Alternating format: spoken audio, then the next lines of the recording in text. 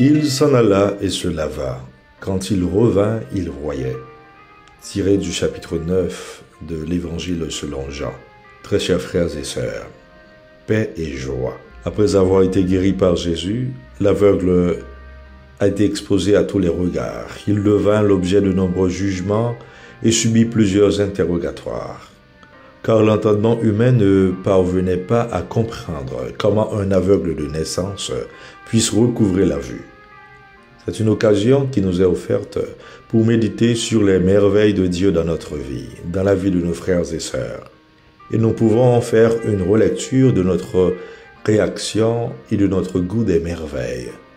C'est aussi un moment privilégié de réflexion sur notre responsabilité à faire grandir le bien, à travailler pour une société où les ténèbres de l'ignorance, de la souffrance et de la violence sont vaincues par la lumière de la vérité, de l'amour et de la paix.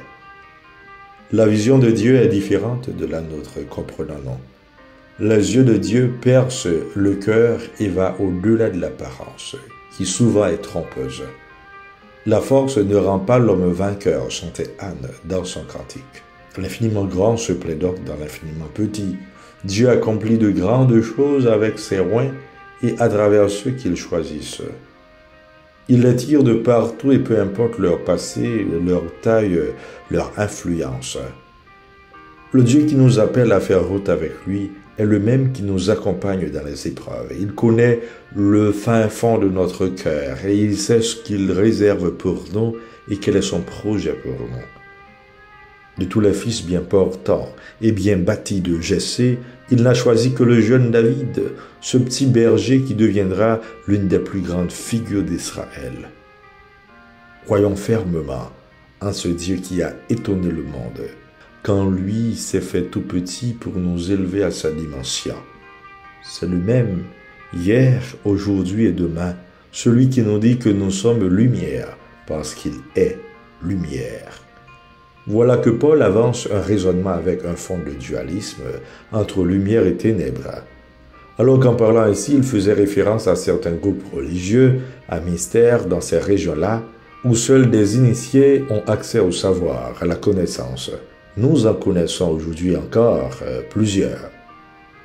Il fustige les gens de ces groupes qui cherchent à se cacher, préférant les ténèbres à la lumière. Les chrétiens n'ont rien à craindre. Inutile de chercher la lumière auprès de ces groupes obscurs, car seul le Christ peut donner la lumière.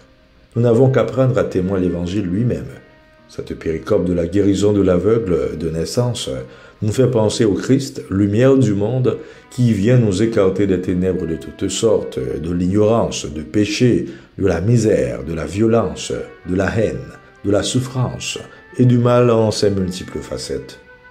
La question que nous nous posons: quelle est mon attitude face à la présence de Jésus qui passe dans ma vie? Suis-je consciente de ma cécité? Suis-je obéissante à l'ordre du Seigneur? Ou encore, la boue est-elle sur mes yeux?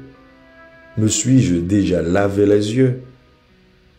Entreprendre ce questionnement, c'est se rendre compte que Dieu procède avec nous par des étapes avant de nous obtenir son salut.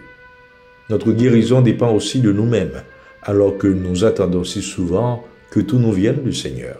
Quand dans notre vie, nous nous fermons à la parole de Dieu, à ses commandements, à son amour et aux vertus qu'il dépose en nous, nous vivons dans les ténèbres et nous sommes frappés par la cécité.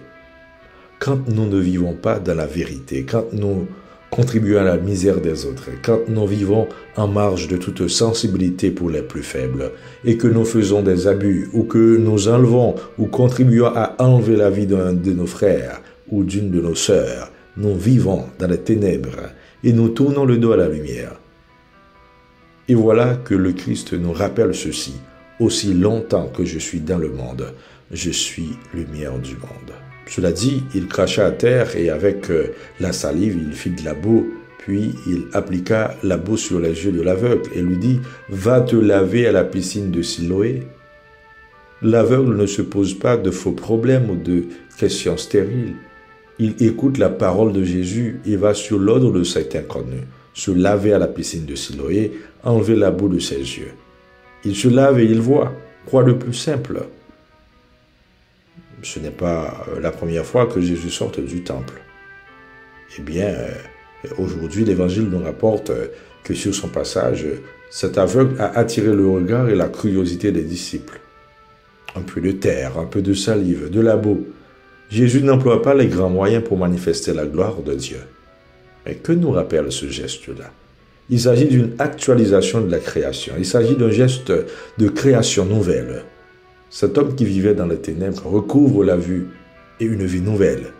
Il a désormais accès à la beauté de la création et peut partager le goût des merveilles de Dieu. De fait, il faut à l'aveugle une démarche personnelle pour que la parole de Jésus devienne efficace. Une démarche de foi. Le rite nous rappelle celui du baptême, une onction et une plongée dans l'eau de la piscine de Siloé. Cette guérison provoque la question de l'aveugle guéri. Qui donc est Jésus?